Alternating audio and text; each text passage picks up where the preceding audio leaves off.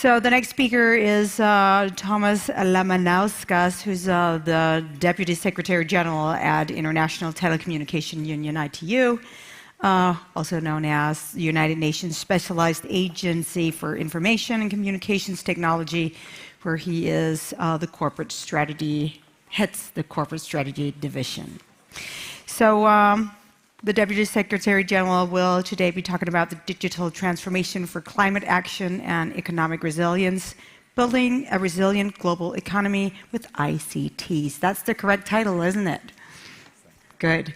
So please join me in welcoming Tomas Lamanauskas. Thank you very much, everyone. So can you hear? If you can hear like that, I'm not a big fan of the podiums. So great to see you all, and really thanks for inviting me to Brussels. And of course, first of all, I have to mention congratulations with the International Women's Day today. And it's actually a special pleasure for me to notice that, because I'm a deputy to the first woman Secretary General of ITU, which is the UN Digital Agency, and which is the techiest of those agencies in UN. And this is one of the glass ceilings that kept its resiliency for 157 years and finally got shattered. And this is probably the only place where to shatter the resilience is good, no? But probably the only place. So now, I wanted, the reflecting of this conference is also of this topic of resilience, also reflected on the current events of today. And actually, just 2 days ago, a friend and ex-colleague of mine confessed on LinkedIn. He said, I have developed a phobia to the word resilience. And that friend is actually from Vanuatu. So he's Jackson, the director of the Vanuatu International Governance Forum. And he was expressing his feelings after having gone together with his family and people of the beautiful islands through the 2 Category 4 cyclones and 1 earthquake in 2 days. And actually working for more than a week, and with many days without electricity and running water and anything to get the country back on track. While hearing from a lot of people and politicians saying, we are resilient people, we'll get through this. So this is just a week ago. And regretfully, this feeling of phobia, of tiredness potentially, is increasingly all too familiar to many all around the world. And this intense demand for resilience, an intense need to cope with shocking events without having a luxury for the fatigue to settle, is all too familiar for also around and in Europe. It's all too familiar for people in Ukraine who are fighting for their country for over a year now. It's all too familiar for people in Turkey and Syria reeling for a devastating earthquake just a month ago. And it's also too familiar for many families around the world who are facing the crisis of cost of living. And regretfully, and setting the stage, the need for resilience doesn't seem to be transient. Secretary General Antonio Guterres recently said that we're facing the gravest levels of geopolitical division and mistrust in generations. We also see the very volatile economic and financial situation, as well as social tensions also within the countries. And then the climate crisis, the existential threat to the humanity, is making itself increasingly felt. So, ladies and gentlemen, the concept of digital resilience, and we discussed with someone today, now it feels like everyone is using that, but I remember still a few months ago even, when it felt like, and then definitely a couple of years ago, we kind of haven't used that often. But actually it rose to the prominence, at least as far as I'm concerned, during the COVID-19 pandemic. Actually, we, the ITU, at the time launched also an initiative called Connect to Recover, which was helping countries to strengthen digital resilience in the wake of pandemic. So COVID-19 also taught us a few lessons. So first of all, COVID-19 taught us how quickly our lives can be disrupted, with lasting consequences. So 1.5 billion students around the world were impacted by school closures in the first year of the pandemic. And it put a spotlight also on a global digital inequality that exacerbated the disruption. In 2021, only 40% of school-age children had access to internet at home, and that had real consequences. Missing a year of schooling during the pandemic will deprive many children of up to 3 years' worth of education in the long run, creating a $17 trillion loss in lifetime earnings. However, COVID-19 also taught us how adaptable and resilient we are. Already in the first days, in the first months of the pandemic, we saw how we adapted to digital tools. Global internet traffic surged almost 40% between February and mid-April 2020, as our work, studies, and social life moved online. Many sectors increased expenditures in the technology. The businesses shifted to new technologies, payment systems, operational methods as well. It also taught us, and that's probably bringing now closer to the topic of today, how important is digital. And COVID bump, what we call, brought almost 800 million people online in just 2 years around the world.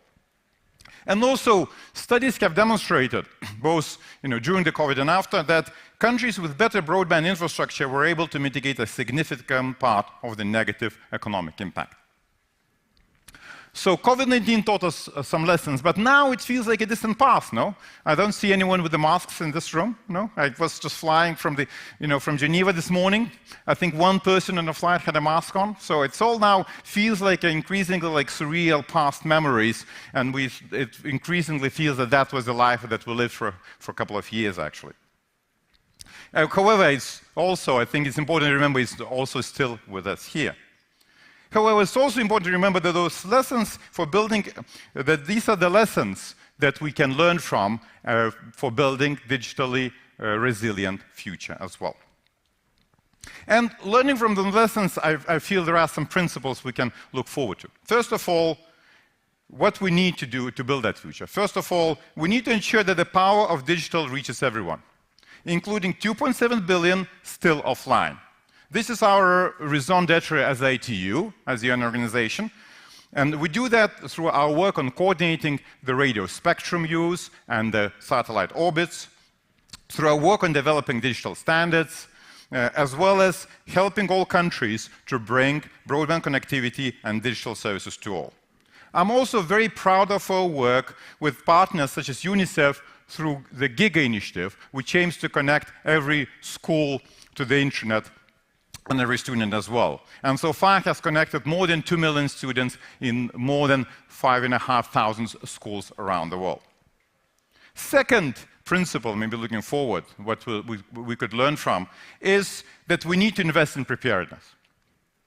And ITU works with countries to better leverage ICT in disaster risk reduction and management, including by helping develop national emergency telecommunications plans. We also promote the adoption of the Tampere Convention, which helps coordinate actions across different stakeholders in the disaster management life cycle. Moreover, as part of UN Early Warnings for All initiative that was launched by UN Secretary General Antonio Guterres, we're also leading efforts on warning dissemination and communications pillar, where we also highlight the use of mobile networks to ensure that early warnings reach people in time, through such technologies as cell broadcast, location-based SMS, and adopting so-called common alerting protocols. Similarly, we support countries countering the increasing number of cyber threats, and I think we heard something in a previous panel about how cyber threats are increasingly important. And especially we support that by putting in place effective national cybersecurity strategies and action plans, and helping countries to do that. Our national CERT program helps enhance countries' cybersecurity capabilities, and also cyber drill exercises provide hands-on training for cyber incident response teams. ITU's Global Cybersecurity Index helps raise cybersecurity awareness and measure the commitment to cybersecurity. And that's where the first point I want to commend Europe, actually. So Europe region leads the world in terms of a cybersecurity commitment, GCI, with a score of 80.7, at least as per the measurements of 2020. So that's already one good news. Finally, and that's maybe the last of the 3 lessons that we could carry over, hopefully, is that we need to ensure that we do our bit to address the root causes of our vulnerability, particularly the climate crisis. Through our work on green standards and e-waste policies, we, ITU, help countries and companies to be more sustainable. We work to push our sector to raise its ambition by monitoring and tracking implementation of green commitments through such tools as Global E-Waste Monitor and Greening Digital Competence Report. So, ladies and gentlemen, COVID-19 showed us how difficult it is to isolate our countries and communities from global risks. Cyber threats cross national borders at ease. Finally, climate knows no borders. We also are learning of the importance of broad partnerships involving governments, businesses, and citizens if we want to achieve real impact. Regretfully, even though we need, these threats don't have any borders and we need to work together, today we often find ourselves divided when rising up to the challenges we face requires for us to act together and to invest decisively, both our efforts and resources. We, the ITU, and I mentioned a bit about how old we are, saw quite a bit in our long history. The 2 world wars, the Cold War. We always remained a platform for the world to engage and work together, however difficult it got. We believe that it has never been more important than in today's uncertain, tense, and rapidly changing world. We also are proud of our work in galvanizing impactful partnerships among different stakeholders for the common cause. For example, our Partner to Connect coalition provides a platform for resources, commitments, and partnerships to be mobilized with the objective of fostering meaningful connectivity and digital transformation, including to reach hardest to connect countries.